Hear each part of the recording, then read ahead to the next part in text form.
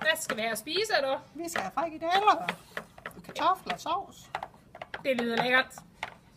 Jeg tænkte på, tror du ikke, du skulle lige tage en bitte snak med Ingeborg? Hvad skal jeg snakke med Ingeborg? Hun skal jo i byen i aften. Jeg er sådan lidt nervøs for de drenge der.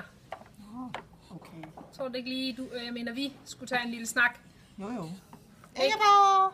Hvad? Kom lige ned. Ja, slap lige af. Jeg er så lige med noget. Ingeborg! Jeg vil godt lige tale med dig. Det skal gå hurtigt, for jeg er lige ved at lægge mig op. Slap nu lige lidt af, Ingeborg. Din mor har noget vigtigt at sige til dig. Ingeborg, jeg ved godt, du skal i byen i aften. Ja, Så vil vi bare lige sige, at du skal passe godt på dig selv. det ved jeg sgu da godt. Du skal passe på drengene. Ja. De vil kun én ting, sådan nogle drenge. Ja, Ingeborg, du skal huske på, det er ikke alle drenge, der er som din far. Nej, heldigvis da. Far, han har noget, han gerne vil give dig. Hvad? Værsgo, Ingeborg. Her har du lige... Hvad er det? Nå, et kondom. Det kender jeg da godt. Nå, Dem har jeg da 100 af ovenpå. det var godt, Ingeborg. Husk så at bruge dem. Men det er da ikke mig, der skal bruge dem. Nej, du skal tage dem med. Ja. Og giv dem, hvis det nu bliver nødvendigt.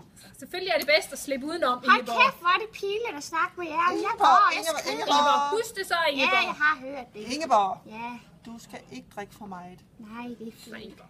Husk nu at komme hjem. Ja. Vi ses.